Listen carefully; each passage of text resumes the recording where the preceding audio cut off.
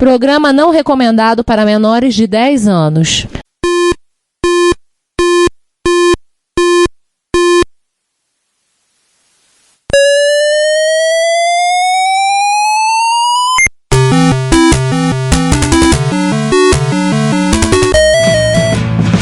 We bought it to help with your homework.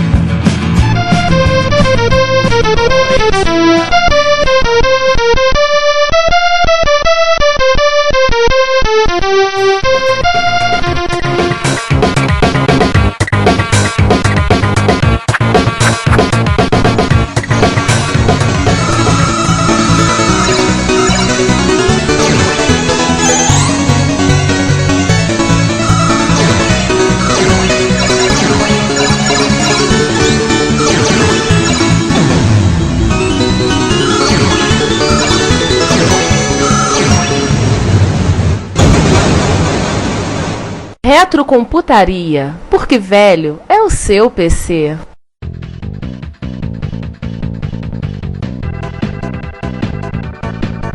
Bem, amigos da Rede Retro, sejam bem-vindos a mais um episódio do Retrocomputaria Gaúcho. Digo, Retrocomputaria Fenômeno. Digo.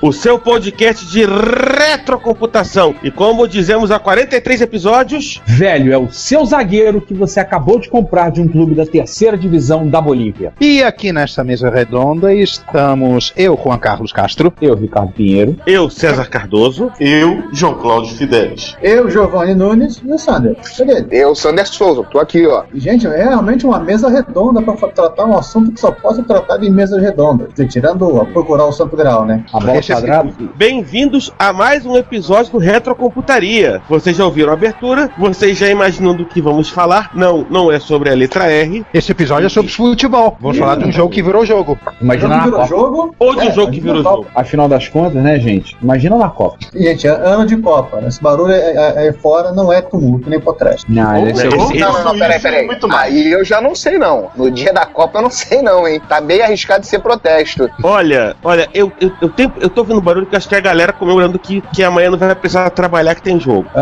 Decretado Mas feriado. enfim. Vamos botar uma programação. Isso aqui não é um podcast sobre feriado. Exatamente. E além do mais sobre futebol, vamos falar sobre o esporte bretão. Não sabemos se é bretão, né? A gente vai discutir isso. Recomendamos a quem quiser vá ouvir o Bola nas Costas dos Cuitantes, do BNCI, que lá eles entendem, eles acham que tem alguma coisa de futebol. A gente assume que não entende porcaria nenhuma. Eles pelo menos devem achar um pouquinho mais que a gente, né? Ou não. Bom, o que importa no nosso caso é que nós vamos fazer um episódio um pouquinho diferente, porque nós não vamos seguir a ordem cronológica do jogo. Aliás, não vamos seguir a ordem cronológica do jogo e vamos ignorar o nosso ponto esporte, porque nós vamos falar dos times. Quer dizer, né? Enfim, não faz diferença entre time e soft house, né? Lixo.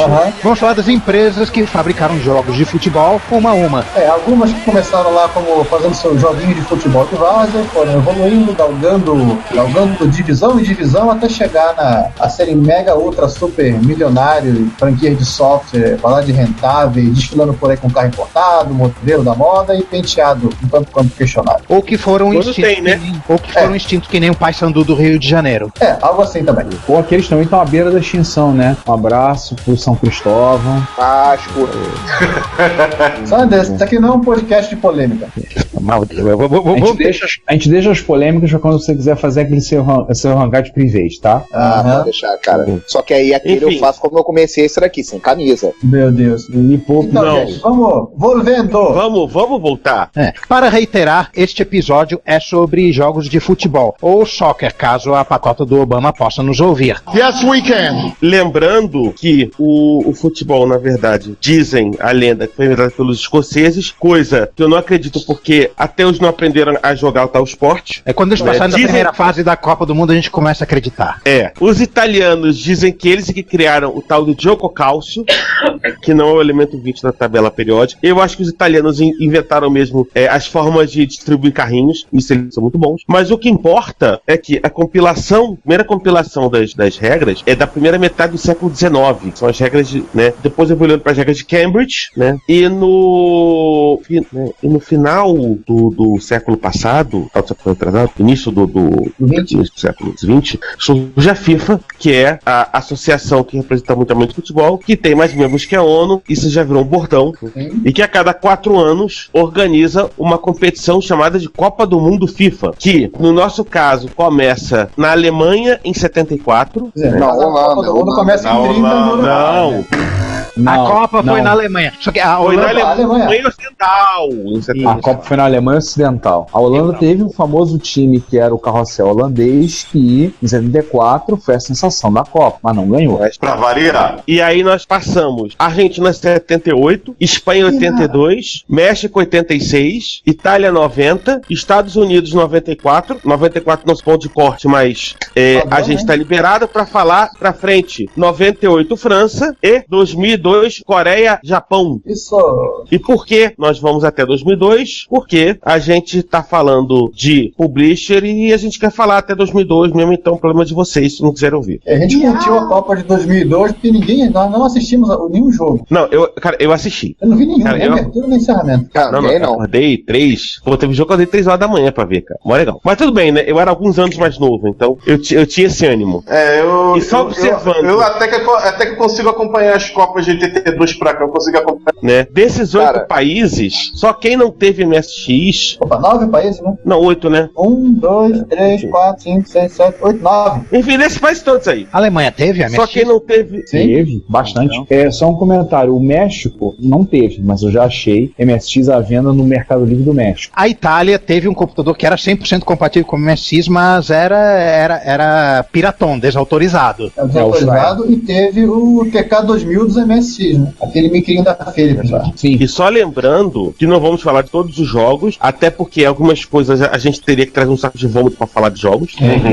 Né? Vamos ignorar o seu jogo ruim de futebol predileto. Reclama com o Galvão Bueno, não reclama comigo. Só pra vocês terem uma ideia, questão de futebol, dá uma olhada rápida na Mob Games, tem 753 jogos de futebol. Gente, se E eles não têm todos. E ainda tá faltando o jogo do Atari 2600. Desse 753, 700 deve ser só de gerenciamento de time, aquelas porcaria, né? De gerenciamento de time são 261. A maioria é chutando a bolinha. Nós falamos que não íamos ser cronológicos, mas vamos ser um pouquinho cronológicos só no início, porque vamos falar das origens, né? 1970. Tirando futebol de botão e pebolim barra fora. Pebolim não. Aí tirando o futebol de botão fora. Pebolim não existe totó. Isso aí. O Giovanni já virou paulista, cara. Xinga a mãe, mas não chama. Então, vamos começar quando, Juan? Reza a lenda que em 1973 o Magnavox Odyssey, que não é o Odyssey que a gente conhece no Brasil, é um jogo que não é baseado em microprocessador, que é precursor do Odyssey, que é quase um telejogo. A versão europeia do console tinha uma versão de futebol. Eu realmente não conheço. Se alguém tiver mais detalhes sobre isso. Aí isso a gente pode deixar pro pessoal que gosta de escarafunchar lá dos jogos 80. Eles são melhores nisso do que a gente. E aproveito para fazer uma polêmica logo de cara, é que quadrado empurrando quadrado pode ser considerado jogo de futebol? Quase. A regra é clara. Pode isso, Galvão? Pode isso, Arnaldo? Pode isso, Arnaldo. Bom, essa é uma discussão que, na verdade, a Atari deve ter tido em 76, 77, né? Porque o Pong foi lançado, a Philco, na época, a Philco Ford, quando lançou o Telejogo 2, em 78, lançou com uma versão de futebol. Os jogos desses consoles tipo telejogo, eles lembravam os esportes com muita boa vontade, né? Com excesso de boa vontade. Era tipo Adventure de texto. A placa de vídeo era sua mente. Então, esse também. A placa de vídeo era sua mente. Mas porque vamos ser sinceros. Todos os jogos são quadrado empurrando. João subiu no telhado. Era muita boa vontade você pensar em quadradinhos empurrando quadradinhos. Na verdade, era uma espécie de variação sobre o mesmo tema dos paredões e arcanoides da vida. Não, de breakout da vida, né? Breakout. Aí em 77, a Atari lançou o Atari 2600. Teve um jogo de futebol, International International Soccer, inclusive eram 40. Teve o International Soccer. Eu joguei muito no essa porcaria. Eram 45 minutos, 2 tempos de 40 minutos. Era chato pra caramba ficar jogando jogos em trecho, mas ele era vertical. Depois, em 80, surgiu o Championship Soccer, que era conhecido como Pelé Soccer. Vai lembrar que o Pelé jogou no Cosmos, né? 77, né? A primeira tentativa de fazer o futebol popular nos Estados Unidos. Primeira de várias, né? Essa não foi a primeira, não, porque eles jogaram a Copa de 50 no Brasil. É verdade. Tá bom, não tinha muito país, né, pra poder mandar a seleção, né? O que não tinha, na verdade, era uma liga organizada. E quando o Pelé jogou no Cosmos, aliás, Pelé e outros grandes jogadores da época, Carlos Alberto, Beckenbauer, etc e tal, houve uma tentativa de formar uma liga profissional tal. Depois eles saíram, acabou cortada, só voltaram depois da Copa de 94. Então esse patrocínio, né, esse endorsement do Pelé pro jogo do Atari faz bem parte dessa iniciativa. Se eu me lembro bem, o jogo do Atari, ele era lateral, a divisão lateral, e eram 3 jogadores de cada lado, fora goleiro. E diz o livro Vintage Games do Bill Ogwidge que ele usava a trackball, e usava muito bem, por sinal. Então é por isso que esse jogo não é muito conhecido no Brasil, né? A trackball não foi muito vendido por aqui. Não vingou aqui, a trackball não vingou bem aqui. A gente dava pra usar o mesmo jogo com joystick. Mas no mesmo ano teve um outro Pelé, um outro jogo de futebol, né? Ele não menciona Pelé aqui no livro, ele chama de Atari Soccer, e diz que é de 79. Se é o mesmo ou não, eu realmente não sei, porque eu não... Eu acho que tem 2 jogos de futebol. Deve ter mais de 2, né? Mas se esse é o Pelé Soccer, eu realmente não sei. Eu me lembro de um jogo de futebol do Atari, que era da mesma engine do Os personagens são bem parecidos, a movimentação é bem parecida. Tocando a pauta aqui, então, mas eu acho que, se não memória, teve um jogo de futebol pro Atari 2600 que já era com bonequinho com visão lateral. Mas eu não recordo o nome agora. Eu acho que era o Pelé Soccer. Não, o Pelé Soccer era de cima também. Era de cima. E teve outro lateral. O divisão lateral eu joguei muito. Os bonequinhos era bonequinho de pauzinho. Isso. Era pauzinho e bolinha. Eu lembro, esse daí eu joguei muito. Ele era mais ou menos do mesmo engine do vôlei, se vocês repararem. Sim. Engine é meio complicado de se falar, porque engine de game pra Atari, porra. Cada jogo tinha o seu. Na verdade, engine tinham, né? Mecânica. Era reaproveitamento de código, e olha lá. Meia dúzia de rotinas em 6502 escritas num papel de pão, deveria ser engine. Mais ou menos por aí, mais ou menos. Em Assembler era por cima. Teve outros consoles dessa primeira geração tiveram jogos de futebol, o Odyssey 2 e o Intellivision. Segunda geração. Né? O do TI-99 teve o Indoor Soccer, que está aqui do meu lado, vou até ligar. Olha, barulho de ligação do computador. Nossa, que fantástica DAC de 6 bits.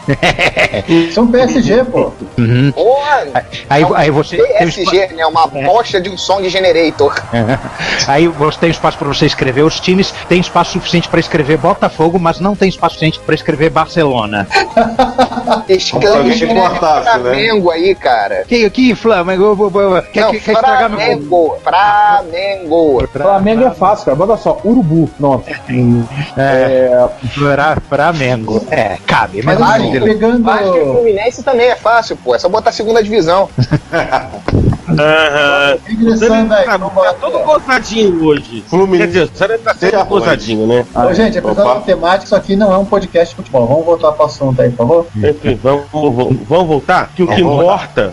Qual era o grande empecilho? Qual era o grande empecilho na época? Isso não necessariamente de um jogo de futebol, né? De soccer e companhia. Qualquer outro tipo de jogo de... digamos, esporte jogo coletivo. De equipe. Esporte coletivo. Tinha um problema não só da capacidade gráfica da máquina, também da capacidade de processamento. Tem que lembrar, inclusive, que um jogo de futebol comum é um ser humano, ou 2 seres humanos, com 2 jogadores, além de 21 ou 20 outras inteligências artificiais individuais, que não vai todo mundo na mesma bola, e vira pelado. Então, ou seja, a capacidade de processamento é muito importante nesse gênero. No jogo da Texas, quando você movimenta o seu jogador, os outros andam, assim, fixos em relação ao outro, como se fosse uma bandinha de música.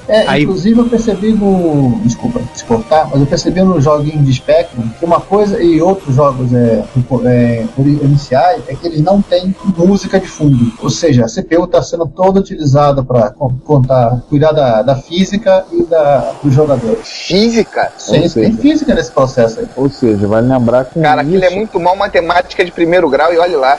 Não, vai nessa. Vai nessa. Não é assim não, cara. Não é tão assim não. Mas assim, tanto que em 82, o pessoal do Spectrum só tinha até agora o Football Manager, que é uma outra vertente de jogos de futebol, que é o gerenciamento de times, né? E esse jogo no Brasil ficou muito popular nos anos 90 e 2000 com o clássico Elifoot. Qual vamos falar daqui a pouco. Inclusive, esse próprio Football Manager, ele tem pra tudo que a plataforma possa imaginar. No Spectrum, ele tinha até um desenho de simulação de jogo, fazia um campo, bola ainda gol. Mas esse Football Manager teve versão para X81, para TRS-80, para MSX e até para Commodore Plus 4. Porra!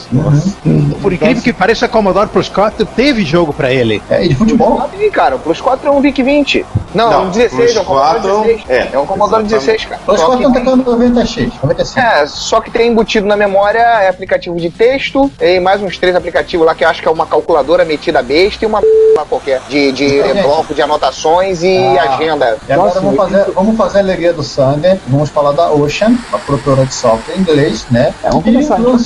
Só uma coisinha. A gente vai falar de várias produtoras. Então a gente vai tentar a gente não vai ficar falando muito da história da produtora, falar muito, porque senão a gente vai passar muito tempo, assim, vai chegar a Copa do Mundo na Rússia em 2018 e a gente não vai ter acabado de falar tudo. Sem dúvida. A gente vai deixar pra quem quiser ver, recomendo você dar um pulinho na Wikipédia pra ver a história. No caso da Ocean em particular, recentemente saiu um livro patrocinado no Kickstarter sobre a história da Ocean, mas acho que a gente pode falar da Ocean em termos de futebol. Vai, fala, Giovanni, o que você estava dizendo. Então, jogo predileto do Sander, Match Day, de 84. Engraçado que... mas ele não entendeu, ele não entendeu a piadinha de segundo calão, não. Mas tudo bem, o rapaz é inocente.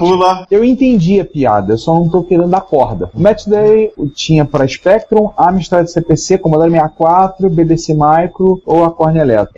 Teve também o International Match Day de 85 para Spectrum 128 e o Match Day 2 que eu joguei só para ele que teve pro Spectrum, Amstrad CPC. Não, o International Match Day só teve pro Spectrum 128. Só teve o International Match Day, só teve pro Spectrum 128 e o Match Day 2 que eu joguei porque ele teve versão para Spectrum, Amstrad CPC, Commodore 64, Amstrad PCW e MSX. Que até hoje eu me lembro da musiquinha, da bendita da musiquinha dele. Cara, também, cara. Eu joguei muito Match Day 2 no MSX. Até porque era o único jogo que eu conseguia jogar direito. O resto eu apanhava muito o jogo na porcaria e, enfim, chorava sangue. O Match Day 2 permitia você jogar no modo no esquema Copa do Mundo, então campeonato depois você ia pros mata-matas, ou você permitia jogar na forma de liga, que é o formato hoje em dia usado pelo Campeonato Brasileiro, né? Permitia jogar dessas duas formas. Eu joguei também muito o Match Day 2 na MSX. Embora eu achava que os personagens eram muito... Era tudo um bando de gordinhos jogando, todos não tinham bigode, né? Que nem eu quando era só. Além da versão que todo mundo jogou de MSX e a de Spectrum, que é virtualmente idêntica, eu joguei a versão do Commodore 64, que tem a grande diferença dos sprites serem totalmente diferentes das versões desse. Provavelmente coloridos, porque o Spectrum não tem sprite, é tudo shape naquela... Sim, eram shapes brancos, enquanto que no Commodore 64 eram sprites bicolores. Não, ao contrário, cara. O Commodore 64 que não tem sprite. Não, o Commodore 64 tem sprite, Sam, tá louco? Tem sprite. Não, o que me deixa mais curioso é a versão para Amstrad de PCW, que era um computador para edição de texto. Ó. Mas isso não é importante. O importante é que 2 anos depois a Ocean resolve lançar, já começando essa modinha de botar o nome dos jogadores no jogo, né? O Emílio Butragueño Futebol. Emílio Butragueño. Que era um jogador da seleção espanhola, hein? Mas engraçado que eu jurava mas que o Emílio Butragueño não foi desenvolvido por outra empresa? Ele foi desenvolvido por uma empresa, por um programador espanhol, mas foi distribuído pela Ocean. Sim, era o... Acho que é a Topo. Toposoft. Não, era Toposoft. Foi desenvolvido pela Toposoft. Não, foi desenvolvido pela Toposoft e distribuído pela Ocean. Ah, tá. E logo depois apareceram versões para Spectrum, né, para MSX, Commodore 64 e Amstrad CPC. E acho que num ano depois eles resolvem fazer um tal de Emílio Butragueño 2. O que é aquilo ali? Tem que fazer treinamento, preparação física do jogador. Não, peraí. Não. É o Emílio Butragueño 2 ou é o Michel Football Master 2? Não, Emílio Butragueño 2 também tinha. Também tinha. Gente, O link eu que eu jurava vi aí que, tá muito que ruim. João, desliga o torrent. E a gente fecha assim um pouco esse lance da Ocean, né? Citando o Super Match Soccer, que saiu pra PC e... Mas eu não tô com torrent. Ah, tá bom. Olha, agora que você viu isso, a gente fecha esse pacote da Ocean com o Super Match Soccer, que é de 98, ou seja, apenas por 10 anos sem lançar o jogo, programa de futebol, que lançou pra PC, no mini PC com Windows, né? E pra PlayStation. Lembrando que o Super Match Soccer é considerada a série do Match Day. Bem seguida lá para desse ano. Foi o John Hitman que desenvolveu. É o mesmo. Exatamente. A Ocean foi comprada, né? Se fundiu com outras empresas inglesas, né? A Ocean foi comprada pela Infogrames, e aí a Infogrames comprou a Atari Games, a Infogrames doou pra Atari SA, e aí quebrou, e sabe lá como é que tá isso hoje em dia. É uma longa e triste história. Hein, César? Já que estamos falando de longo e triste, né, João? O US Gold. O US Gold. Estamos falando da US Gold, que apesar do que o nome diz, ela não é uma empresa norte-americana, ela é uma empresa inglesa. Célebre e conhecida por uma grande quantidade de jogos horrorosos que ela portou para outra plataforma, né? De jogo de futebol, a gente tem o World Cup Italy, 1990, cuja produtora é a Tiertex, caraca. Tiertex? Parceria da US Gold de longa data. Essa Tiertex era apelo dos estagiários lá. Isso. Eu lembro desse jogo no MSX, eu não lembro se eu joguei ele muito, eu lembro dele, das telas. Saiu pra Spectrum, Amstrad CPC, MSX, Commodore 64, PC, Amiga, Atari ST, Master System, só não saiu para aquele seu aparelhinho furebinha para jogar Tetris porque não deu tempo. Não, e com um detalhe, eram jogos licenciados oficiais da... Exatamente. A US Gold, tudo que ela não investia em programadores, ela investia em franquias. Que delícia. Ou seja, hoje ela teria FIFA Soccer e, sei lá, Crysis pra Spectrum. É pros jogadores Crysis pra Spectrum. Pros jogadores de FIFA Spectrum. Os jogadores de FIFA já imaginaram o FIFA poderia ser da US Gold até agora. Meu Deus. Ela fez, além dela, ela fez o World Cup USA em 94, que era o último jogo que foi licenciado pela FIFA antes da Electronic Arts pegar, né? E aí também saiu para um caminhão de plataformas: Amiga, PC2, Super Nintendo, Mega Drive, Sega CD, Master System, Game Boy, Game Geek. Só um detalhe. Só não saiu pra aquele seu videogame chinês furreca que mal joga teto. Porque a FIFA boicotou. Só um detalhe sobre o World Cup 90 que eu não falei, é que tirando a versão do Amstrad CPC ainda e do Atari ST, eu joguei todas as outras versões. A do Spectrum do MSX estou considerando a mesma, que sempre geralmente é a mesma. Coloca 30% mais lenta do MSX, é a mesma versão. A versão do Commodore 64, ela tinha sprites estourados. A versão do Master System lembrava um pouco a do 64, só que sem sprites estourados. Por sprites estourados, você quer dizer, botaram mais sprites na horizontal do que podia e ficou dando flicker, é isso? Não, sprites em baixa resolução. Tá. Estourados expandidos, zoom. A expansão para você colocar menos sprite e economizar memória. Pixelizados. Isso. E as versões do PC e do Amiga são virtualmente idênticas, tirando paleta de cores, que no PC é menor, e o som, que, se eu não me engano, nessa época ainda não rolava suporte a FM, som de blaster e de libs da época, ou seja, você só se virava no PC e Aí olha que curiosidade interessante, né? Algum dia o Amiga já foi melhor do que esse. Olha que bizarro isso, cara. Olha, nessa década até 93, 92, 93... Eu diria até 95, porque em 94, 95 é que começaram a popularizar os kits multimídia e as placas de vídeo VGA. Não. As conversões de PC começaram a ficar iguais às do Amiga em 92 para 93. Iguais, pra ficar melhor, porra, ainda demorou um bom tempo. Demorou pro rádio, né? Ficar razoável. Exatamente. Mesmo com o processador mais parrudo, o restante não acompanhava. Mas isso não veio ao caso. Não, mas simplesmente porque até o VGA, até as placas de VGA padrão, o barramento do processador não importava se estava lá com o seu 38640 MHz, você, para conversar com a placa de vídeo, você conversava na velocidade do bus, que era 8 MHz. Lembre-se disso. Sim. Você diminuir 5 vezes a sua velocidade para conseguir jogar dados para a placa de vídeo. Então a taxa de transferência era muito baixa. E os chipsets chineses, mal otimizados e mal atualizados, ajudavam menos ainda. Então, por exemplo, você vê nesse ínterim dos 4 anos que do World Cup Itália 90 por World Club 94, houve isso. A versão do PC-DOS é superior à do Amiga. Engraçado, nesses dois jogos da US Gold a gente já percebe isso. O que não quer dizer grandes coisas, porque os jogos são da US Gold, né? Mas tudo bem. Pois é, as versões do Amiga, Super Nintendo, Mega Drive são iguais. A versão do PC e do Sega CD são diferentes só por causa do som em CD. Sim, a versão do PC teve duas versões, uma em CD e outra em disquete. Ô, gente, estão discutindo o jogo da US Gold, não, baixamos o nível mesmo, em brincadeira. Baixamos o nível.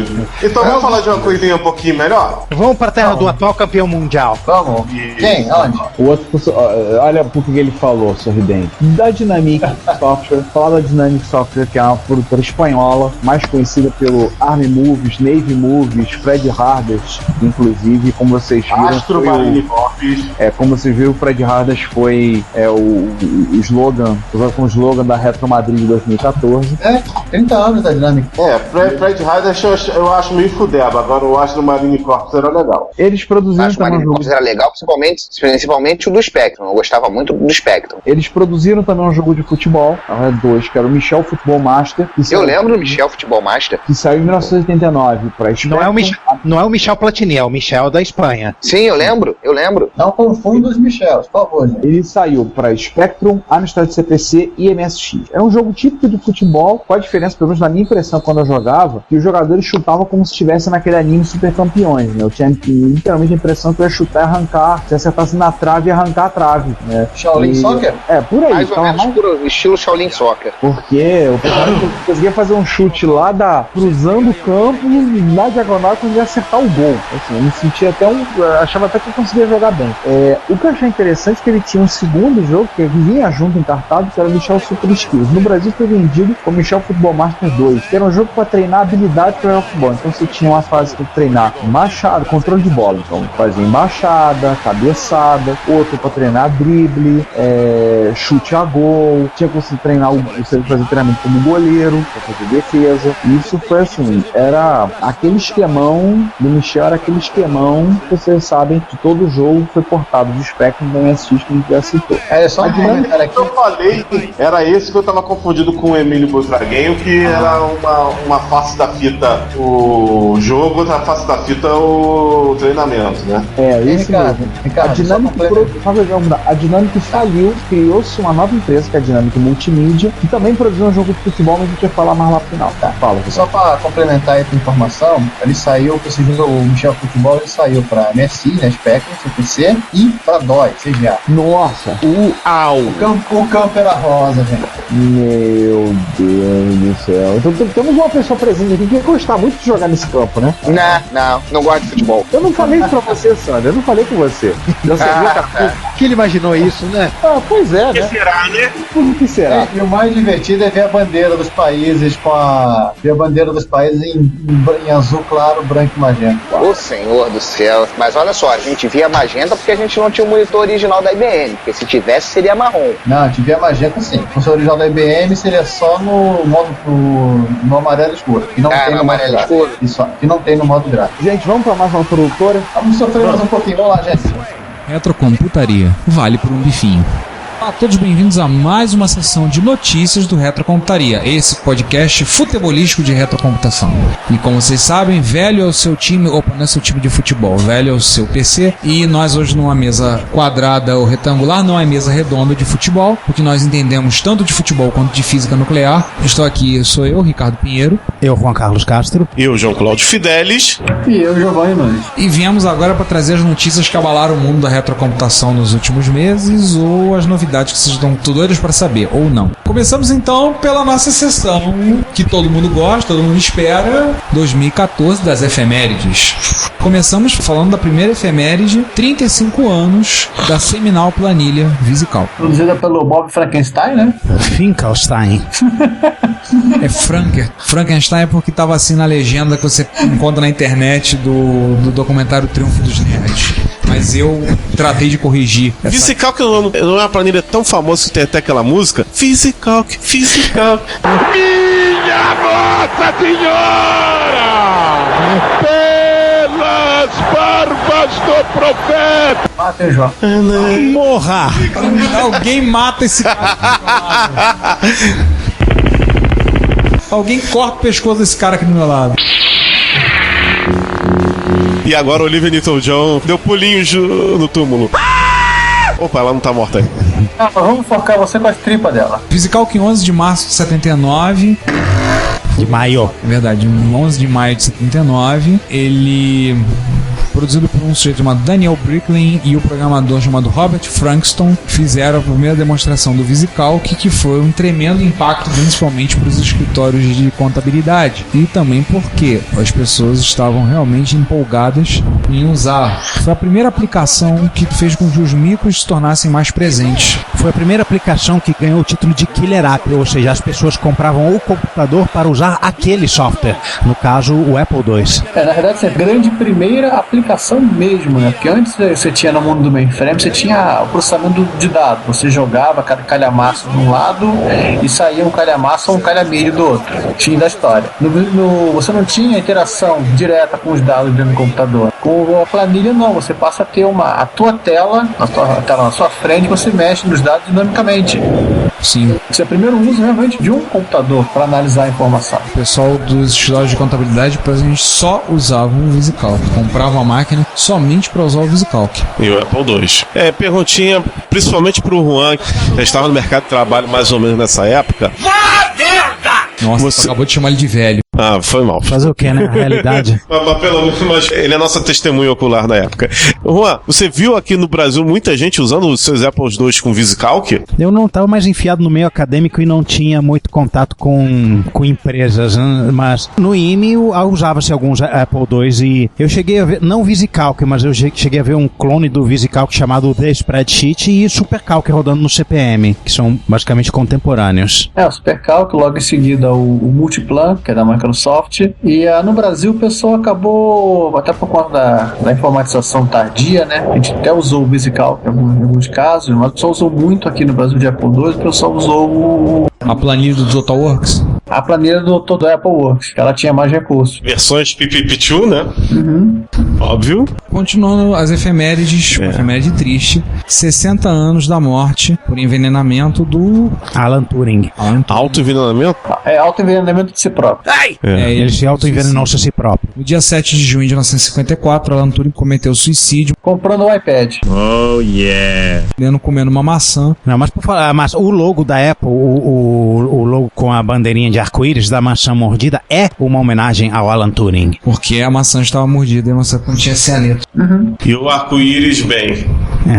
O arco-íris era o Steve Jobs que curtia um ácido na época, por mais que hoje em dia ele não possa mais falar isso. Arco-íris, que já naquela época era símbolo da comunidade gay, né? E o Alan Turing cometeu suicídio porque foi obrigado a fazer tratamento de hormônios, que a homossexualidade na época era um crime. Ele foi pego no Nheco-Fum lá e era ilegal na época. Ele foi pego sanderizando.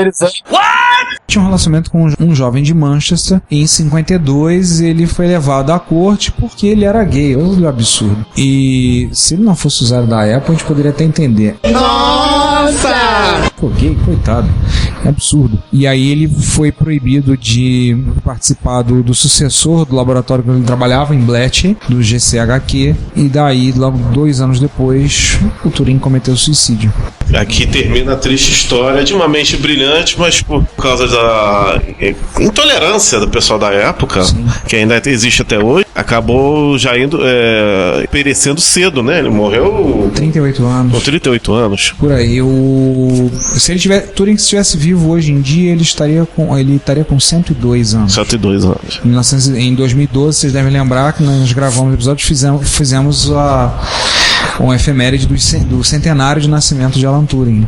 E lá no National Museum of Computing, em Bletchley, tem vários painéis e homenagens que eles fizeram aos 100 anos do nascimento desse, que é um matemático e um teórico, dos meus teóricos de computação, das pessoas muito importantes na época. Vai lembrar que no dia que você comemorar o aniversário de Alan Turing, mande presente pro Retrocomputaria. Não pro Alan Turing, mas pra mim. Mande maçãs pro Sander. Alguns vão querer mandar maçãs mordidas pra você. Não, obrigado. Envenenada, da por cima.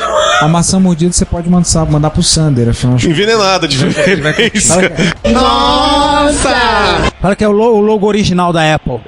Toma aí, experimenta essa maçã.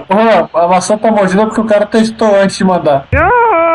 Já tá aprovado. E aí temos uma outra efeméride que não tem tanto a ver conosco, mas é porque a gente gosta da empresa, a gente é simpático à empresa do Monte Fuji, e 30 anos do Atari 7800. Lançado já na época de gestão Jack Tramiel. Sim. Esse já era compatível com o Atari 260, né? Esse era. O 5200 não era e foi um tremendo de um mico. Esse videogame veio para duas coisas. A primeira coisa para tentar converter todos os erros do famigerado 5200, que foi lançado apenas 2 anos antes. Teve uma vida curtíssima. E que ele não era um mico, ele era um King Kong, porque o bicho é enorme, gigante. Ele era uma placa de Atari 800 ali dentro. E o pior, uma placa de Atari 800 ali dentro e não era retrocompatível com os micros. Mas não compatível com o software do Atari 800. Incrível. E com o pior controle da face da Terra. Quebrava à toa, né? O 7800 vinha com um controle um pouquinho melhor. Ainda não era aquele clássico do Atari, mas era compatível. Se você quiser, botava o do Atari fim de papo. Ele também era retrocompatível com o Atari 2600. E esse Atari aqui, ele teve também uma vida curta, porque ele foi lançado em 84. Em 85, o algoz dele foi lançado e que selou o fim do Atari 7800, que foi o Nintendo.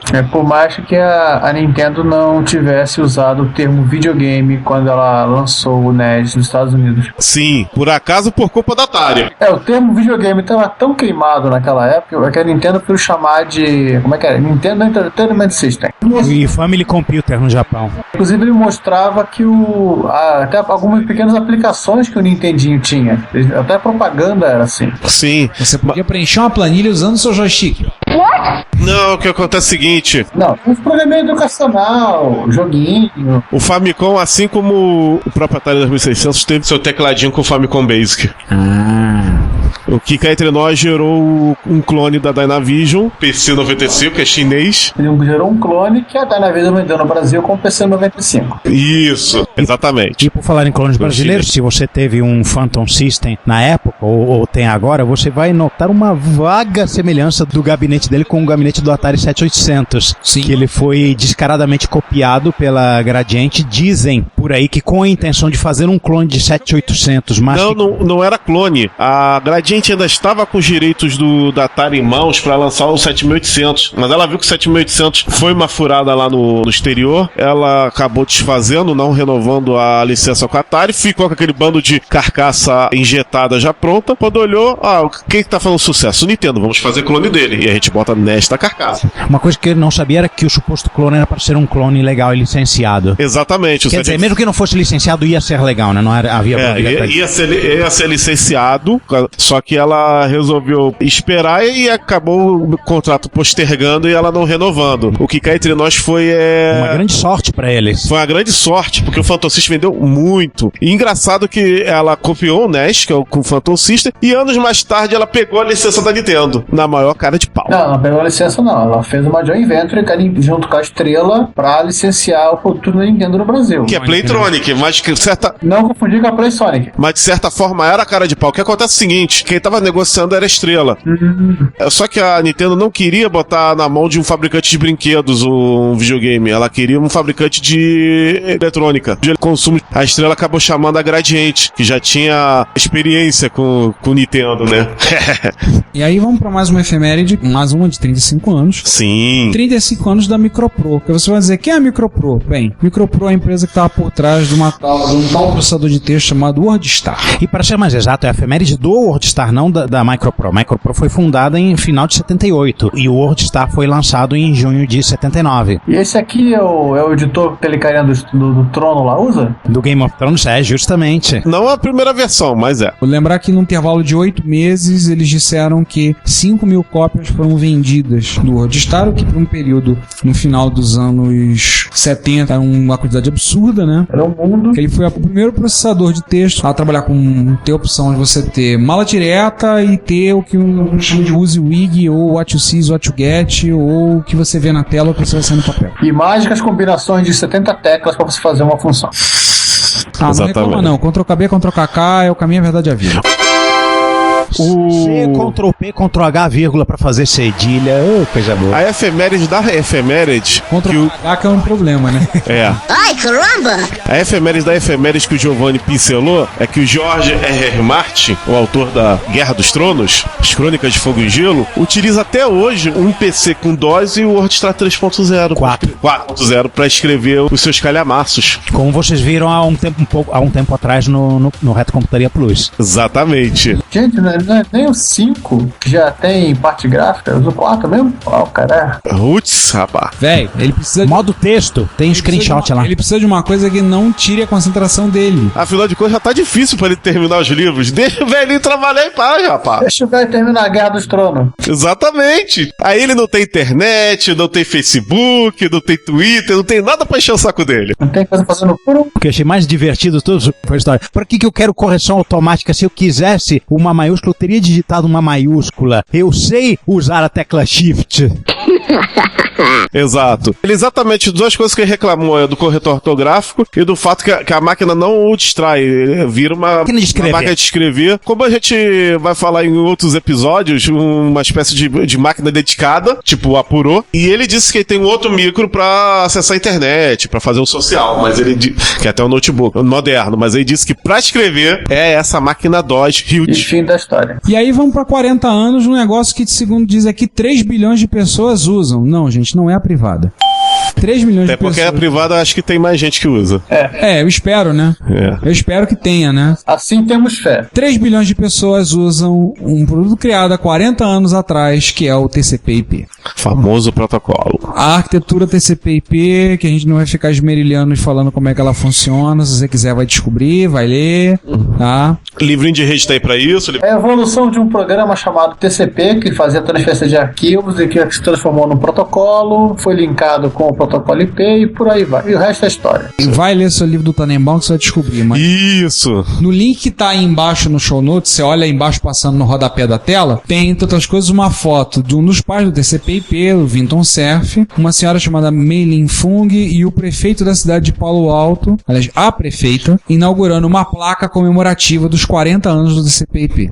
Afinal de contas, nessa cidade só teve de importante isso? TCP/IP não, né? Acha pouco? Não, Palo Alto teve um pouco mais de outras coisas, não se preocupe. Ah, bom. E Palo Alto faz parte da cidade com nomes engraçados, né? Como Ponta Grossa e por aí vai. Pois é. Curralinho. Manha!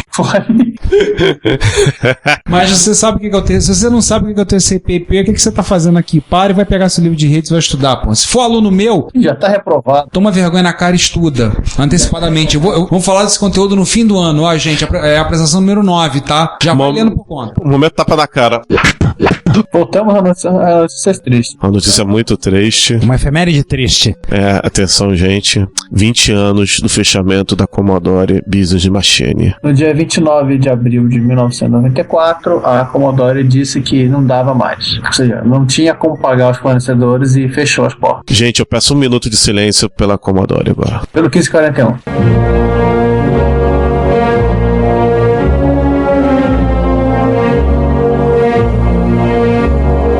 É 1 minuto ou caramba, nem meio segundo. Eu quero que aquilo se exploda.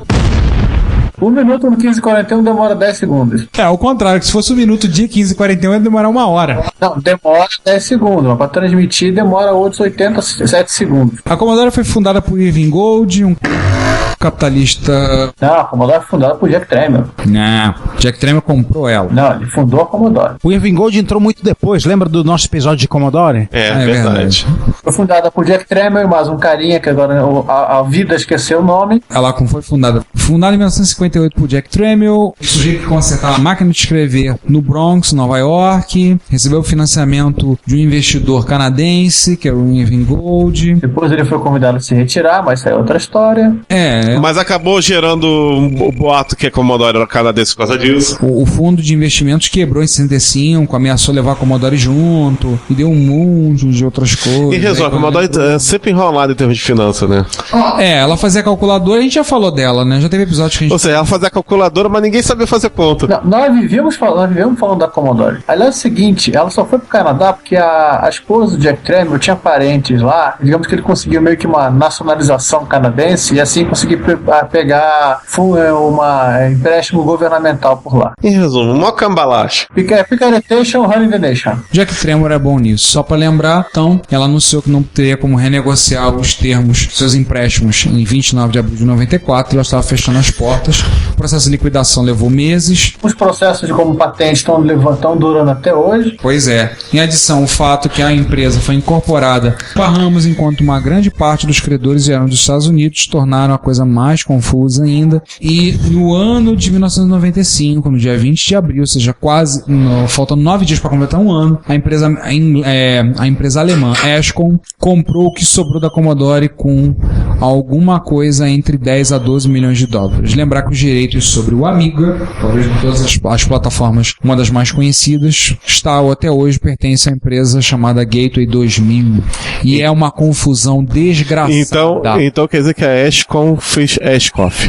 Ai, meu Deus. Não, a Ascom ela conseguiu vender até uns Amigas, ela lançou 4.000 torres, lançou um pacote de 1.200 no mercado europeu, mas parece que ela só tinha a máquina. A ROM estava com outra empresa, a ROM do Commodore 64 pertence a uma empresa da Holanda, o Amiga DOS pertence a uma empresa, o Kickstart pertence é uma coisa divertidíssima. Ah, meu Deus, é uma coisa bizarra, uma coisa louca. Juan, Oi. No dia 29 de abril de 94 foi o dia em que o pessoal ficou sabendo que a empresa ia fechar a porta e muita gente pegou um Commodore 65 protótipo que estava na mesa fazendo teste, colocou embaixo do braço e levou pra casa. E hoje em dia vendeu no eBay por, sei lá, $15 mil. Não, o pessoal só levando coisa da Commodore. O cara tinha que pegar Tem aquele vídeo, né, do cara fazendo um tour pelas últimas pessoas, a fábrica fechada. Ele tava escolhendo o que ele ia levar.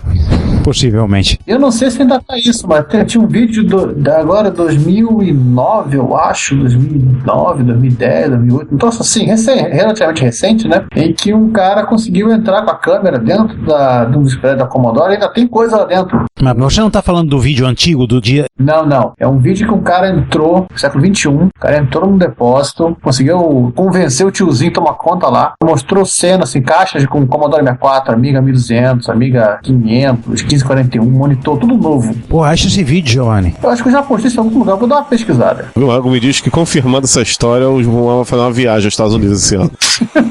Dá vontade. Estoque total. Mas parece que o que sobrou lá, pouco depois disso, tinha sido arrematado por uma empresa que iria vender. Tá, e sumiu essas máquinas todas. Mas já tinham limpado. O cara conseguiu te fazer a gravação assim antes da limpeza final. Vamos agora falar de coisas divertidas? Vamos para outra sessão que vocês estão esperando ansiosamente, sessão Hackaday. E aí começamos a sessão Hackaday falando de um computador sem CPU. Nossa. É simples, só tirar a CPU e liga. Então vai funcionar. Tô vendo aqui, o sujeito desenvolveu uma máquina, ele desenvolveu chegou a partir de um projeto de um controlador industrial, discos feitos em guardanapos de papel, ele chegou a um computador extremamente mínimo que não usa o microprocessador. É um design interessante, notável não só pela sua brevidade eletrônica, mas também porque ele usa apenas uma instrução. Ele literalmente, isso aqui para quem é estudante da área de ciência da computação, né, esse aqui é o conceito básico de processamento. Dado entra, dado processar, dado sai. É tudo incompleto. Ele teoricamente pode fazer tudo, mas vai levar um tempinho. Meio bem assim, aquela prova conceitual de dizer, olha, é possível. Inclusive o clock de operação dele é de 60 Hz, que ele pega o sincronismo pela rede elétrica. Que lindo! Quer dizer então que se ele estivesse rodando na Europa, ele seria mais lento, ele daria 50 Hz. Não precisa levar ele até a Europa, só levar do México aqui pra baixo. Aqui já é 50 Hz. E daí a gente pula para o próximo assunto, um leitor de fita perfurada. Pra quê? Para ler fitas perfuradas, ora, para que mais? É pergunta. Sentindo-se um tanto quanto nostálgico, desejando ler algumas fitas perfuradas, você pode fazer isso manualmente, mas isso vai levar muito tempo. Então você resolveu fazer um design de uma placa para ajudar você a fazer. O cidadão fez um leitor de fita perfurada. Com fotossensores. Se você vai passando a fita no lugar onde tiver o furo, a luz atravessa, bate, registra um bit. Vale lembrar que o software era armazenado nesse tipo de coisa aí. Vai que numa dessas fitas está armazenado palhada City, né? Pois é. quem consegue lembrar daquele filme do Pirata do Vale do Silício, o Bill Gates ele leva uma fitinha perfurada dessa aí até lá os carinhas pra mostrar o basic do. Ah, interessante. Fita essa que foi criada num PDP, né? LGP é gravado no PDP, que ele levou no voo, né? Foi isso aí. Interessante. Essas fitinhas. O próprio Apple II também usava essas coisas aí, chegou a usar. Os mais novos vão achar muito esquisito, mas usar papel e furos era o padrão para se armazenar informações de maneira transportável. Era barato. Quando eu tive lá em Bletchley, eu ganhei de presente o meu nome escrito numa tira de papel perfurado, uma tira com o nome da minha esposa. A tirinha não é dessa largura, é uma mais estreita. Mas a gente escreveu num terminal e a máquina gerou na hora, a gente trouxe, a gente levou. Fora piadas de palhada assim, é legal isso porque não se sabe que tipo de informação está nessas mídias de leitura difícil. Então, coisas interessantes e que foram perdidas podem ser reencontradas. Pois é. E aí seguimos para mais uma no Hackaday, mais uma máquina feita em cima usando FPGA e usando os 80 e para rodar CPM. Olha, usando um Rap Hacking. Tá usando um Rap Hacking Keyboard, esse do modelo 1, que ainda tem as letras no teclado. O modelo novo do Rap Hacking Keyboard não tem caractere nenhum, que eles dizem, se você é hacker, você sabe onde é que as teclas estão. Você sabe onde estão as teclas. Então, para que você precisa usar, não precisa. E tá feito em cima de uma placa de FPGA, uma Papilho Pro. Meu Deus, uns 80 a 128 MHz. Meu Deus. Eu tô imaginando que tem amigos nossos que vão ficar doidos achando, eu tenho que botar uns 80 desse dentro da minha máquina, dentro do meu MSX. Um abraço, Márcio. Mas o Márcio não vai ouvir mesmo, né? Com aquela conexão de internet dele que não existe, então... Pois é. Sabe que o Márcio ele não tem 3G, ele tem 2A. Tem que melhorar muito pra virar 3 e virar G. Mas ele montou uma retro com uns 80, 128 MHz nessa placa. O chip é um Spartan 6 LX9. E aí você calcula o que o cara botou. O código que ele usou é o código T80, que está disponível no OpenCores. O controlador de memória SD-RAM, ele pegou de outro lugar, fez uma MMU de 4K. De bloco de 4K, né? Exatamente. Então, daí ele consegue mapear tudo. Temos aí um cachezinho, uma UART para comunicação serial. E nisso aí o cara pegou de sacanagem. Não tem nada pra fazer, eu vou portar o CPM. Portou CPM 2.2, o MPM 2 e o UZI. O pai do UZIX. Aliás, em qualquer lugar onde esteja, um abraço para aquele bandido do Adriano Cunha. O projeto fez lá, tá todo open source, todo o código está disponível para quem quiser baixar no site dele. Lá depois dê uma olhadinha e comece a pensar no que você pode fazer usando o trabalho do cara. Divertido com isso. Aliás, essa nossa foto aqui, esse monitorzinho da Digital aqui é o mesmo terminal que você tem? É o próprio. Só não tem o teclado original, tá com o Rap Hacking. Mas é exatamente esse terminal que eu tenho. Só uma perguntinha cretina, irmão. Você não botou esse terminal no banheiro, não, né? Não, por que eu haveria de fazer isso? A gente conhece um cara que fez isso, botou um terminal ANSI no banheiro. Ele não tinha pensado na ideia, agora você acabou de dar a ideia. Assim ele pode ler e-mails no banheiro. Com essas coisas. E aí vamos passar pra outra que a gente vai acabar lembrando do Márcio, né? Não tem jeito, sempre lembrado. Deve estar com as orelhas ardendo, coitado, nesse momento. Um 64 com MIDI. Agora ele vai querer. Pra completar o negócio, uma flashcard. Interessante o nome do projeto, né? Projeto Kerberos. Ele tá fazendo um crowdfunding. Tá fazendo um crowdfunding no Start Next, alemão, para poder levantar, que tá desenvolvendo com um chip 6850, tá desenvolvendo uma interface com MIDI in, MIDI out e MIDI through, para poder você ligar e botar e produzir essa placa, poder ter MIDI no seu Commodore 64. É uma plaquinha, inclusive, no tamanho de um cartucho Commodore 64. Para quem não sabe, é um cartucho um pouquinho mais estreito do que um cartucho de Atari 2600, porém é um pouco mais alto. Ele tá quase, falta 1.000 euros. Tá quase lá. Quanto é o total? 2.500 euros. Na altura que nós estamos gravando, esperamos que ele tenha conseguido. Ele acabou de passar da metade, né? Tomara que ele tenha conseguido. Também tem uma memória flash, então tem software que você pode deixar pré-carregado lá. Eu vou, por exemplo, o Pro 16 e alguns outros trackers, outros sequenciadores para você poder rodar. O pessoal de Chiptune pode se divertir bastante com isso aqui. Certeza. Aliás, eu antevejo um problema sério, né? Vai acabar o estoque de módulos MIDI da Roland no Yahoo Auctions, né? Agora vai esse povo de Commodore 64 atrás dos módulos da Roland. Então, se você quer comprar um módulo Roland para ligar no seu Turbo RGT, sai correndo e compra logo. Se você não tem aí o Turbo RGT, também sai correndo mais ainda para comprar o Turbo RGT antes de comprar o módulo. quilômetros da rua. Boa sorte, tá? Comprar um TR, boa sorte. Você vai precisar.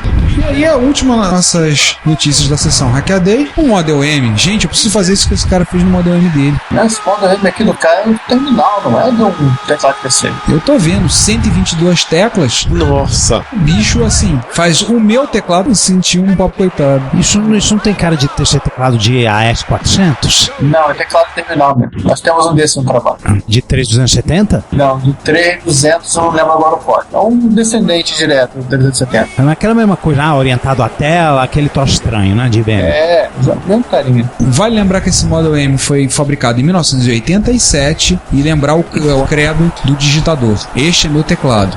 Existem vários iguais a ele, mas esse aqui é o meu. Esse sujeito chegou aqui. A gente vai explicando, né? O que o cara fez? Ele pegou esse teclado e o transformou num teclado USB. Para começo de conversa. E colocou customizabilidade nas teclas. Em teclas que podem ser reprogramadas. É, porque tem tecla de sobra aí, pra não falar outra coisa. Pra quem quiser ver lá o link, tem um caixotinho com o conector. Sim, a propósito, o sujeito que fez isso, ele é de um Hackerspace. É no Hackerspace em Detroit. Impressionante, ele não foi assaltado. Não. Tá vivo. Que bom. É o Robocop, ele tá protegendo ele. Não, é 209. É. Um é 209 com Raspberry Pi dentro. Boa. Mas aí faça a pergunta, tem escadas? Se tiver escadas, já era, pô. Não desce escada. Se ele tropeçar e cair ali, ele vai rolar de escada abaixo, vai ficar que nem uma tartaruga com as patas pra cima. Parte dessa escada tava na atualização. E ele também customizou o teclado. Ele acrescentou das milhares de funções que tem no teclado. Esse aqui é uma teclas PA que ele removeu aqui. Ele colocou teclas como Redo, Undo, Copy, Paste, Copy, Next Tab, Next Tab, New Tab. Nossa. Eu acho que esse cara é igual a mim, não usa mouse. Eu sempre fui conhecido pelos alunos lá da escola como aquele professor que não usa mouse. Vê mais, vê menos, Select All. Eu sempre falo dos meus alunos, mesmo quando a gente dava aula de Windows básico, na época, eu falava, vocês têm que saber se virar com o computador sem o mouse. Tem que fazer. Então, tinha sempre pelo menos uma aula por ano que eu tirava o mouse das máquinas e agora? E agora vocês se viram. Os atalhos de teclado eu já falei. E na foto aqui que tem as customizações que ele fez, tem inclusive tá ligado na caixinha, né? E tem uma pequena tarde que vai ser um porta-caneta do lado do KVM genérico que ele tá usando aqui. E aí com isso a gente fecha a sessão Hackaday, vamos passar pra sessão dos Mano Parça. Uma breve sessão agora. Os Broda. Prestigiando nossos amigos, parceiros e fornecedores. O pessoal tá meio lento, meio parado. Já que é Collor, deixa o Juan falar. Mas temos uma notícia muito interessante falando de um projeto relacionado à TRS Collor, relacionado ao Coco. E aí vamos deixar que o vilão especialmente convidado, especialista no assunto, fale. Bom, já falamos quando ele estava na fase de protótipo. O Daniel Campos e o Vitor Trucco estão criando essa nova interface IDE para o Color Computer, clone de uma interface antiga do pessoal do clube lá de Chicago, da Glenside, e ela está para sair. E quando vocês estiverem escutando essa sessão de notícias, provavelmente já deve estar na rua, já devem ter sido entregues os primeiros pedidos. Entregue. E o Daniel fez um postzinho bem simpático a respeito dos testes que ele fez. Ela tem uma vareta aqui espetada no MX1600. É a Glenside, ela é desse tamanho mesmo. Ela é bastante prática. Paca. Foi justamente ao olhar a Glenside, um circuito tão simples, mas com uma placa tão imensa, que veio a ideia, por que não reproduzir isso aí num tamanho pequeno que coubesse num CP400? Justamente, essa placa ela é compatível com todos os TRS Collor, mas ela foi feita para caber dentro da gavetinha do design italiano do CP400. Oi. Esse que é o tchan dela. Inclusive o Daniel já tá fazendo a pesquisa com os compradores se o pessoal vai utilizar lá num CP400 ou no outro coco, né? Porque no CP400 ele pode manter soqueteado, porém nos outros cocos ele vai ter que soldar os CIs. Vai ter que soldar por conta da altura. Muito interessante isso, né? Como ele botou no post, né? É o renascimento do CP400. Você não vai ter que desmontar o seu CP400 para poder espetar a interface drive dele, né? Funciona com cartão SD, você pode plugar um adaptadorzinho SD-IDE e usar cartão SD, o conjunto todo continua cabendo dentro da gaveta do CP400. Você tem chavinhas para você selecionar entre a IDE propriamente dita, IDE / cartão, e várias versões de drive wire para, dependendo do micro onde você se conectar, ligar pela serial e acessar arquivos no PC. Tudo num marrom só, chaveável. Muito interessante. Depois você tampa essa porcaria dessa fecha essa tampinha aqui, não abre nunca mais. Esquece, fica um negócio compacto e autossuficiente. Acabou a problemática. E aí vamos para as notícias mais comentadas, mais vistas do Retrocomputaria no intervalo dos últimos dias, desde a última gravação. Então isso aí nós vamos falar algumas notícias. Então nós vamos pegar as 5 notícias mais comentadas, mais interessantes na nossa opinião no último período. Aqueles que nós queremos falar. Então, a primeira que a gente pode comentar, matando uma curiosidade de quase 25 anos. Quem teve a revista, quem seguiu a série da revista Input, lembra da Input? Afinal teve aquele jogo, o Avalanche. Totalmente em Assembler, que você tinha que digitar tudo condenado. Só digitar Hexa, né? Hexa. Não, tinha o código em fonte que eles iam passando em pedacinhos. Só que no final você não viu o jogo pronto, né? E não tinha screenshot, não tinha nada. E você. Somente MSI, que foi feito pela equipe da nova Cultural, né? As outras versões eles pegaram do Avalanche da Input inglesa. E no final veio uma listagem Hexa que era a versão já compilada para você verificar se estava igual, ou digitar aquilo ali, né? Porém, assim, o Avalanche sempre foi uma lenda, ninguém nunca tinha visto aquilo rodar. Foi o Fábio Bellavenuto, ele digitou e deu uma consertada em trecho do código desse cara aí, né? E liberou o pessoal. Tava uma discussão numa lista do Google, eu resolvi pegar para testar e apanhei muito para conseguir fazer esse troço rodar, porque eu tô sendo meio louco, vou ser sincero com vocês. E conseguindo rodar, tem um bug na rotina de som, tá? Eu gravei esse vídeo aí pro pessoal olhar o que era aquilo que eles ou digitaram e cansaram, ou ficaram felizes da vida e perceber que não gastaram o tempo deles digitando. Essa coisinha feia é o Avalanche. No caso é da versão de MSX, né? Não deve ser muito diferente das plataformas, não, hein? Não. É muito parecido com os demais. Ou seja, era feio pra todo mundo. Sim. Saindo dele, vamos para como tirar a resolução gráfica de onde ela não existe. Vamos deixar com que o pai da criança comente. Bom, esse camarada, o George Phillips, resolveu fazer um truque num TRS-80 Model 3, um truque que já foi feito de outras maneiras em outros computadores pessoais para criar falsa alta resolução. O TRS-80 modelo 3, ao contrário do Color, ele só tem modo texto. Ele tem caracteres pseudográficos que são blocos quadradões que você pode fazer uns gráficos bem toscos com os quais, para falar a verdade, dá para fazer joguinhos bem divertidos. Essa linha de computadores tem jogos bem divertidos, mas ele queria mais. Então o que ele fez? Ele fez um código em linguagem de máquina para acompanhar o retraço vertical e ir mudando os caracteres sendo exibidos na tela e criar uma imagem de resolução maior, o que permitiu fazer uma resolução de 128 por 192. Mas, como demonstração do que qualquer outra coisa, porque a CPU fica a maior parte do tempo contando os ciclos e jogando os caracteres na tela. Então, para você fazer um Space Invaders com esse modo de pseudo alta, não fica meio difícil, mas fica o feito técnico de hacking em Assembler de Z80. Não, mas tem inclusive na página dele, ele colocou imagens, né, para produzir imagens estáticas até. Sim, ele praticamente só consegue reproduzir imagens estáticas. Para fazer alguma coisa interativa, não é impossível, mas vai ter que queimar bem mais mufa do que foi feito aí. Qualquer coisa você tem que contar ciclo. O problema do Model 3 é que você não tem interrupção no horizontal, então você tem que estar contando ciclos desde o início e não perder a conta nunca. Você não tem algo para te sincronizar a cada scanline. O John Levine, ele fez um troço parecido naquele joguinho dele lá, o Fall, para aumentar a resolução daquele modo de 9 cores do Color. Sim, mas com o Coco é um pouco mais fácil fazer isso. É porque tem um circuito separado para cuidar do vídeo. Nossa próxima notícia é uma lenda urbana que se tornou verdadeira. Ao contrário da maioria das lendas urbanas, esta lenda urbana se tornou verdade. Talvez não na quantidade em que era passada a lenda, mas foram encontrados cartuchos de ET enterrados pela Atari no Novo México. Dia 26 de abril de 2014. Anota essa data. Será lembrado por todos os tempos. Será lembrado no momento histórico. Essa data não ficará na infâmia. Mas no final eu não consegui entender quantos cartuchos eles acharam. Não ficou claro, algumas centenas por enquanto. Eles não cavaram tudo, eles só cavaram o suficiente para achar alguma coisa. Tem mais do que eles acharam. Essa história vai virar um documentário que a Microsoft está patrocinando. E que depois ela vai lançar o ET para Xbox One. Não duvido nada. Lembre-se que o remake do Atari. O pessoal do Caçadores de Mitos ficou de cara grande agora, né? Porque eles disseram que não tinham, que era boato. Ou seja, quem estava certo era o Angry Video Game Nerd. Quem estava certo era a gente Mulder. A Scully, a cética, estava errada. alguns sobre esse documentário. O documentário será produzido por dois irmãos, Jonathan e Simon Chin, e eles vão fazer o primeiro documentário que traz isso. A empresa que fez a Full Entertainment fez nesse aterro no Novo México, onde encontraram os cartuchos. A direção é de Zack Penn, roteirista de X-Men, o Confronto Final e Os Vingadores. Não datam ainda para o impedimento que fez levar muito tempo é ter tido autorização da cidade lá para fazer a escavação, porque já sabiam há bastante tempo onde era. Tu não escava um aterro sanitário assim porque você tá com vontade? Vamos cavar aquele aterro ali.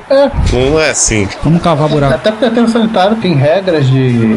tem horas que eles fazem eles colocam uma camada de terra, tem área de proteção, você não pode cortar, tem área que tem proteção pra não atingir o solo freático. Isso não é festa, não é lixeira. E tem camadas e mais camadas de lixo por cima. Pelo menos uns 30 anos de idade do aterro sanitário. Que, aliás, diga-se de passagem, deve ser aposentado esse aterro, né? Hoje em dia no mundo inteiro eles estão acabando com os aterros sanitários. Não, porque os aterros têm período de vida. Sim, mas estão acabando. E no Brasil, no Rio de Janeiro, o Gramacho foi encerrado. Eles duram no máximo, acho que no máximo 25 anos. Não, só pra terminar o negócio do aterro, ninguém se não escava aterro à toa, assim, feito maluco. Alguns aterros sanitários podem ter matéria orgânica, então você enfia uma pá ali pra escavar, você achou gás, não tem armazenado. Então você, em vez de achar cartucho do aterro, você vai achar o ET.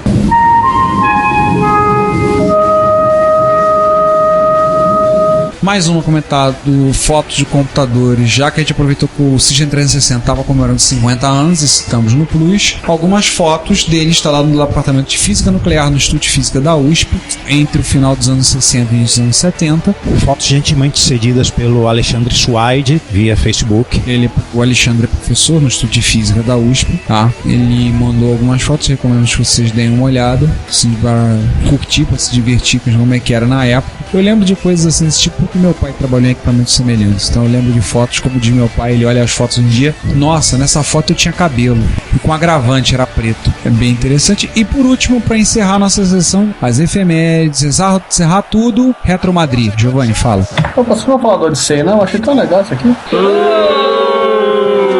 Ah, não, vai ler lá na notícia. Fala da Retro Madrid para deixa ser chato. Vamos lá, isso é um post bem simplificado sobre a minha visita à Retro Madrid. Tá, eu fui nos 2 dias, não deu para chegar no começo do evento, né? Porque a Ibéria não deixou. E não comprou minha camisa, né, seu dela? Os caras não vendiam evento não tem nada do evento. Isso que é a coisa mais louca possível imaginar. Vamos lá, tive no evento, foi lá no Espaço Cultural Matadeiro, um espaço grande. No segundo dia tava um pouco mais vazio, mas no primeiro dia tava muito cheio, assim, era meio complicado até andar e tentar tirar foto, tanto que o grosso das fotos genéricas eu só fui tirar no segundo dia, mas assim, deu pra ver muito Amstrad, muito Amiga, fiquei meio chateado porque eu não vi muito MSX, deu pra bater papo com o pessoal lá, deu pra ver o que é interessante, deu pra sentir o que é o mundo retrocomputacional do outro lado do mundo, e deixei de brincadeira algumas fotos na minha conta do Flickr pra quem quiser se divertir. O final do primeiro dia, só para encerrar, né? Teve o concerto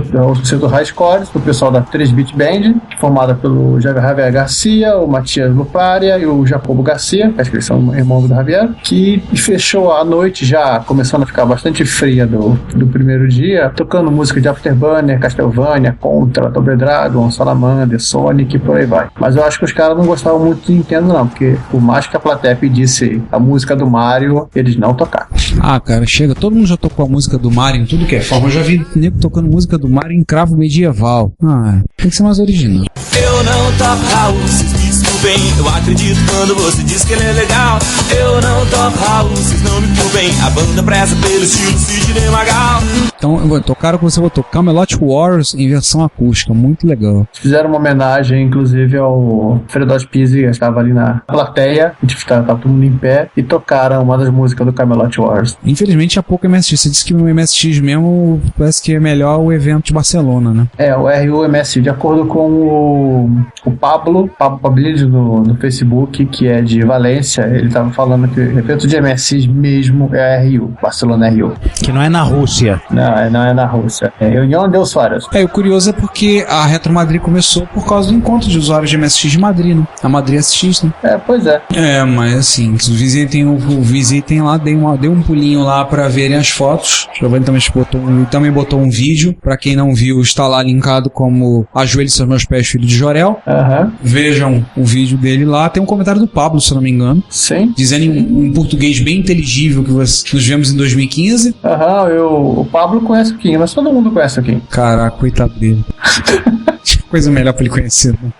Gente, dá uma olhada lá nas fotos, vocês vão se divertir. Quem ainda não viu, veja de novo. O Gart vai ficar maluco, acabou de passar um Oric Atmos com drive disquete. Isso é uma coisa mais rara de se ver do que a nave do doutor. Até porque o drive disquete é maior que o Oric Atmos. Então é isso, pessoal. Então agradecer a vocês que tenham ouvido esse nosso episódio futebolístico. Nos vemos daqui a 15 dias, encerrando o nosso papo de chuta-bolas. Não sei se sabem, nós somos dois pés esquerdos para chutar bola, nós somos uma negação, mas a gente adora falar sobre do que a gente não entende.